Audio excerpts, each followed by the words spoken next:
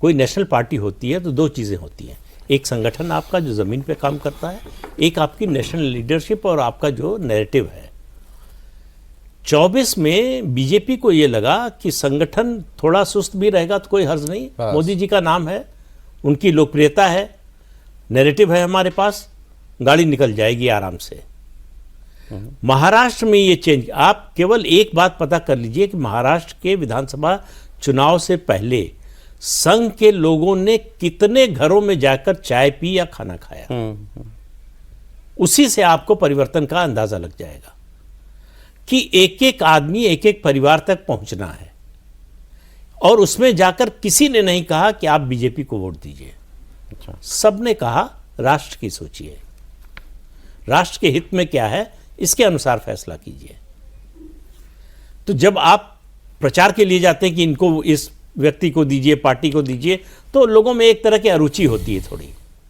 लेकिन जब आप इस तरह की बात करते हैं, व्यापक फलक पर बात करते हैं, तो लोग सुनते हैं, मानेंगे नहीं मानेंगे वो अलग बात है।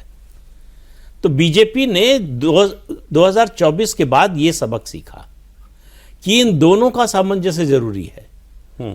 मोदी जी की लोकप्रियता थी, है, और अभी जो लग रहा है आगे भी रहेगी। सर अब मैं इसको दो इलेक्शन से आगे जोड़ना चाहता हूं। अभी 26 में इलेक्शन आएगा बिहार का, उसके बाद आएगा उत्तर प्रदेश का। पहले उत्तर प्रदेश की बात, 26 बंगाल और उसके बाद फिर उत्तर प्रदेश का। पहले यूपी की बात करें, मतलब इस इलेक्शन के बाद कुछ लोगों का ऐसा मानना है कि अखिलेश जी भी अलर्ट हुए होंगे, अखिलेश यादव को भी कुछ तो सबक इस इलेक्शन से मिला होगा। और कल आप नहीं थे, हम लोग बात कर रहे थे कि योगेंद्र यादव जी ने एक आर्टिकल में लिखा कि जिन भाजपा समर्थकों को ये लगता है कि बिहार का इन नतीजों का यूपी या बंगाल से कोई कोरिलेशन है या ये ऐसी हवा उधर भी बहेगी, तो वो मुगालते में है, वो बिल्कुल ही अलग चुनाव है।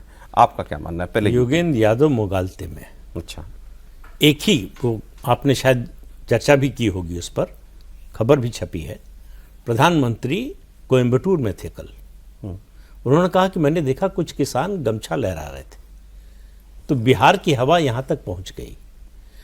तो स्टूडियो के बाहर जो हवा है वो दिल्ली तक पहुँचे उससे पहले खबर पहुँच जाती है। ये है सोशल मीडिया का असर। कोयम्बटूर और बिहार, मतलब कोई तुलना है?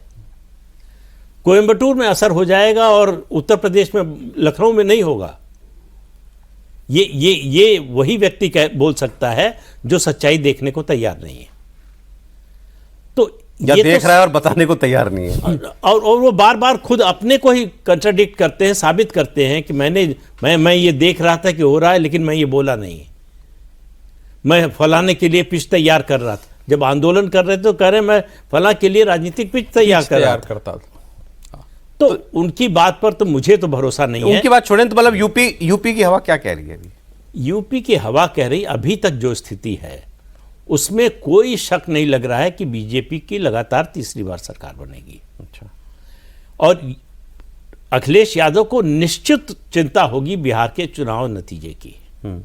आप जरा सा कल्पना कीजिए कि बिहार में एनडीए हार गया होता तो क्या योगेंद्र यादव यही बात कहते? फिर तो कहते हवा बहुत तेज से तेज चल रही है। देखिए कैसे बदल गई है। तो बात सही है क्या? ये जो माथा देखकर तिलक लगाने वाली आदत है ना, ये इसका सच्चाई से कोई लेना देना नहीं है। तो वो फिर से एक बार अखिलेश यादव के लिए पिच तैयार कर रहे हैं। कई बार कुछ टोपी वाले होते हैं, उनको तिलक नहीं लगाई जाती है, तो देखनी तो माथा ही नहीं दिखता होगा।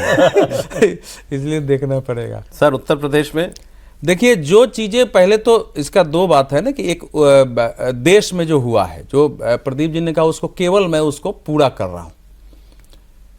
जो जेपी नड्डा जी ने बयान दिया उसको दुरुस्त करने के लिए लोकसभा चुनाव के बाद से प्रधानमंत्री कितने काम किए हैं उसको देख लीजिए। और आरएसएस को लेकर के अमेरिका के पॉडकास्टर आया था, उससे आरएसएस पर कितनी लंबी उन्होंने बात की कि कितना बड़ा यह संगठन है।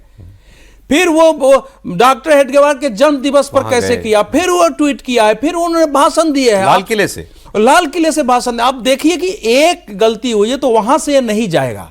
संगठन को साथ लेना है तो उन्होंने लोकसभा चुनाव खत्म होने की शुरुआत की मराठी साहित्य के सम्मेलन का 100वां वर्ष था जिसका अधिवेशन हो रहा था, वहां से उन्होंने इसकी शुरुआत कर दी भाषण देने से, जबकि वहां शरद पवार सब बैठे हुए थे कि एक मराठी डॉक्टर हेडगेवार ने ऐसा संगठन बनाया जो शताब्दी मनाने जा रहा है, हम लोगों को देश के लिए जीने के लिए काम करने की प्रेरणा दी। तो ये होता है लीडरशिप की समझ की कहीं भूल हुई है, उसको छोटे मोटे से नहीं बदलाव होगा, सतत इस पर काम करो और उसको बढ़ाओ। तो वो उन्होंने किया है।